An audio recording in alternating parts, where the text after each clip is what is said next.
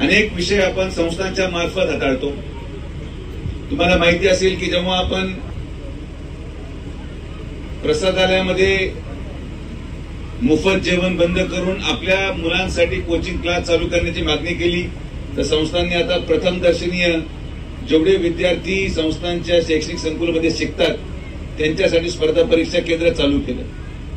अगोदर 45 दिवसाचा crash course चालू केला, आता 2 वर्षाचा क्रॅश कोर्स पूर्णपणे 10वी पासून तर 12वी पर्यंत आपल्या विद्यार्थ्यांना मोफत कोचिंग साईबाबा संस्थांच्या माध्यमातून दिली जाणार आहे। प्रश्न मांडले गेले पाहिजे। अनेक गोष्टी जेव्हा मी बोलतो लोकांना त्याचा त्रास होतो, अनेक लोकांना वाटतं हे आमच्या विरुद्ध करतायत का काय, पण ह्या सगळ्या गोष्टी जसं आज या ठिकाणी एक खासगी क्रिकेट अकॅडमी सुरू झालेली आहे, खरं संस्थांची जबाबदारी की संस्थांनी आता आलेल्या भक्तांच्या पैशातून शिर्डी आणि पंचक्रोशीच्या मुलांसाठी एक अत्याधुनिक स्पोर्ट्स अकॅडमी सुरुवात करावी, इंटरनॅशनल कोचेस आणावेत। शेवटी आज इथं येणारा व्यक्ती हा गरिबांना त्या ठिकाणी आधार देण्याचं काम करणार आहे। अनेक लोक आपल्या मुलांना इथे टाकतील, मग काही पैसे येतील, काही येणार नाही, कोणी मध्ये फी नंतर भरू, उद्या भरू, परवा भरू, मग गायब। पण माझं तेच म्हणणं आहे आणि आजही परत तेच म्हणतो की साईबाबांच्या भक्ताच्या पैशावर जितका अधिकार संस्थांचा आहे तितकाच अधिकार शिर्डीच्या ग्रामस्थांचाही आहे आणि तो वापर ग्रामस्थांच्या विकासासाठी केला गेला पाहिजे। आता मधल्या कालावधीमध्ये अनेक गोष्टी आपण मांडल्या, बोलल्या, त्याचं यश आपल्याला मिळालं। अजून काही आपण गोष्टी बदलत आहोत, अनेक लोक त्याचा विरोधही करतील, पण मी तुम्हाला आवर्जून सांगतो की येणाऱ्या कालावधीमध्ये ज्या ज्या गोष्टी आपल्याला पाहायला मिळतील, घडलेल्या पाहायला मिळतील, भैया ते सगळं शिर्डीच्या विकासासाठी आवश्यक आहे, म्हणून आपण ती भूमिका घेतली। उदाहरणार्थ गावकरी गेट पासून आपण सुरुवात करू। गावकरी गेट मध्ये आमची अशी विनंती राहिली की आज आपण मंत्रालयात गेलो, एअरपोर्टला गेलो तर चेहऱ्याचा स्कॅन पाहून गेट उघडतात। संस्थान एवढं अत्याधुनिक झाले तर जेवढे आपले ग्रामस्थ आहेत जे गावकरी गेटचा वापर करू इच्छितात तरी संस्थांमध्ये जाऊन त्यांचं बायोमेट्रिक आणि चेहऱ्याचं स्कॅन करून घेतलं आणि गावकरी गेटला एकदा इलेक्ट्रॉनिक गेट बसवले तर जो ग्रामस्थ तो जाऊन गेट उघडेल, दर्शन करून परत येईल। पण त्या गावकरी गेटचा दुरुपयोग ते काही ठराविक लोक करतात की मी गावकरी चाललोय पण माझ्या बरोबर हैदराबादचा माणूस पण आहे, पुण्याचा माणूस पण आहे, अमेरिकेचा माणूस पण आहे। माझा विरोध कोणाला नाहीये, माझा विरोध बाबांच्या मंदिराच्या परिसरामध्ये हे पाप होताना मी पाहू शकत नाही, म्हणून माझा विरोध। ग्रामस्थांना त्यांचा अधिकार आणि अत्याधुनिक काळाकडे आपण वळत आहोत, काय अडचण आहे की भैया गेले गेले लगेच भैयाचा चेहरा स्कॅन झाला 5 मिनिटात गेट उघडते, 1 सेकंड लागतो फक्त भैया, मशीनने भैयाला ओळखलं पाहिजे। त्यांच्याबरोबर आलेले दुसरे गेट वापरायचे। एवढी स्पर्धा त्या पीआरओ मध्ये अधिकारी होण्याची काय गरज आहे? यापुढे जेवढे दर्शन पास, तिरुपतीचा पूर्ण अभ्यास करून तुम्हाला सांगतो, तिरुपतीला जर मला ऑनलाईन पास काढायचा असेल, तर मला 2 महिन्यानंतरचा स्लॉट दर महिन्याच्या 21 ते 25 तारखेमध्ये उघडतो। 5 दिवस ऑनलाईन बुकिंग फक्त अलाउड आहे, ते पण पुढल्या 2 महिन्यानंतरच्या तारखेसाठी। ज्यांची ऑनलाईन बुकिंग आहे त्यांना 1 दिवस अगोदर येऊन शिर्डीमध्ये किंवा तिरुपतीमध्ये रिपोर्ट करावं लागतं आणि मग तो दुसऱ्या दिवशी दर्शनाला पात्र होतो।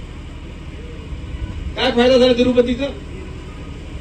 सगळे हॉटेल चालतात, सगळे रेस्टॉरंट चालतात, सगळे व्यवसाय चालतात का? कारण की तिथल्या येणाऱ्या माणसाला थांबावंच लागतं। आपल्या इथं काय, आलो 5 मिनिटात दर्शन, परत घरी। तुम्हाला एक मुद्दा लक्षात आला पाहिजे की हे मी कोणासाठी भांडतोय। माझं स्वप्न आहे की शिर्डीच्या प्रत्येक घरामध्ये इथंच या आलेल्या साई भक्तांच्या माध्यमातून रोजगार निर्मिती उत्पन्न होऊन शिर्डीच्या प्रत्येक घरामध्ये वर्ष अखेर किमान 5 ते 10 लाख रुपये गेले पाहिजे, याच्या मागचा तेवढाच उद्देश आहे। मला कोणाला बर्बाद करायचंय, कोणाचा विरोध करायचा अजिबात नाहीये। लोक स्वतःच्या स्वार्थाचा विचार करत संपूर्ण शिर्डी संपवायला निघालेत आणि ते मी होऊ देणार नाही, एवढीच माझी भूमिका आहे आणि त्या भूमिकेवर मी ठाम आहे। बायोमेट्रिक दर्शन सुरू झालं पाहिजे आणि तिरुपतीच्या धर्तीवर पूर्ण अभ्यास करून आम्ही लेखी निवेदन माननीय मुख्य कार्यकारी अधिकाऱ्यांना दिलंय, त्याच्यावर शिर्डी संस्थांनी कारवाई करावी.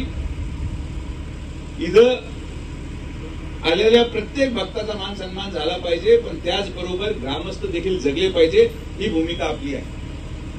तर आज या अकॅडमी पाहून मला देखील आनंद झाला आणि आपण एक संकल्प केलेला आहे की संस्थांनी मीटिंगमध्ये जसं मी म्हटलो की आपण इथं 5 वर्षामध्ये एक अतिशय भव्य असं स्टेडियम उभारणार आणि एक स्वप्न आपण पाहिले की IPL शिर्डीमध्ये झाली पाहिजे, अशा प्रकारचं स्वप्न आपण पाहिलं.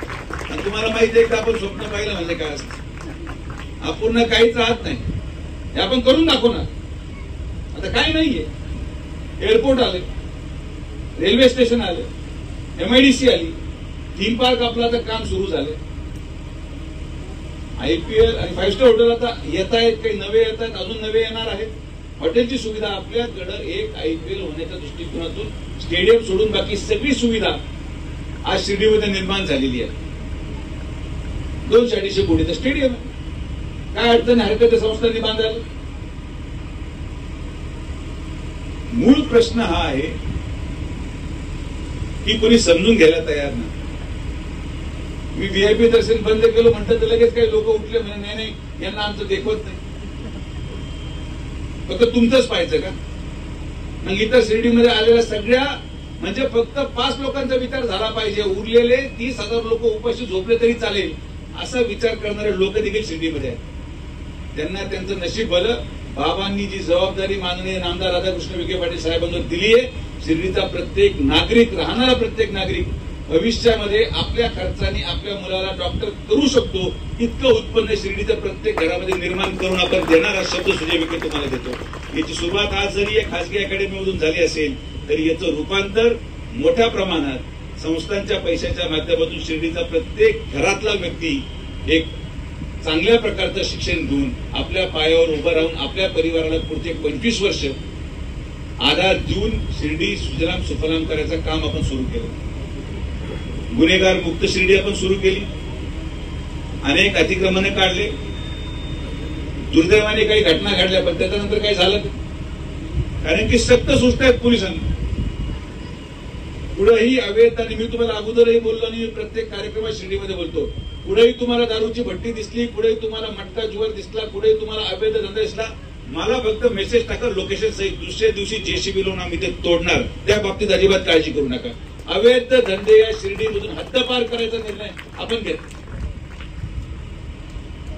आणि आपण करणार, केलेला आहे आणि यापुढे करत राहणार. आज आपण सर्वजण आलात, आपण एक पिढी निघून गेली, बापूची असेल, यादवरावची असेल, भैयाची असेल, ताराचंद्र, आम्ही आता 40-45 ला पोहोचलो. पण इथं हे जे मुलं, छोटे छोटे मुलं समोर बसले, जे शिर्डीचं भविष्य आहे, यांच्या भविष्याची बांधणी जर आज केली तर 25 वर्षानंतर हे मला प्रश्न विचारू शकणार नाही की तुम्ही आमच्यासाठी काय केलं. आज जर पाया रचला तर त्याच्यावर इमारत उभी राहणार आहे, म्हणून तो पाया आज रचला गेला पाहिजे, हाच आपला उद्देश आहे. एवढंच माझं आपल्या या ठिकाणी सांगणं होतं. आपण सर्वजण आलात, सगळ्यांचे मनापासून आभार. मला विश्वास आहे की या जमिनीतूनच, या अकॅडमीच्या माध्यमातूनच चांगले खेळाडू तयार व्हावेत आणि चांगले खेळाडू तयार झाल्यानंतर त्यांना कुठेतरी उच्चस्तरीय संधी आपण निश्चित आपल्या ओळखीने द्यायचा प्रयत्न करू. हा देखील शब्द मी या ठिकाणी सगळ्या खेळाडूंना देतो. आपण सर्वजण आलात, आपल्या सगळ्यांचे मनापासून आभार. असाच प्रयत्न आणि असाच आपल्या जीवनामध्ये आरोग्याच्या दृष्टिकोनातून, खेळाच्या दृष्टिकोनातून सकारात्मक बदल घडवत राहा, एवढीच विनंती या ठिकाणी करतो. जय हिंद, जय महाराष्ट्र.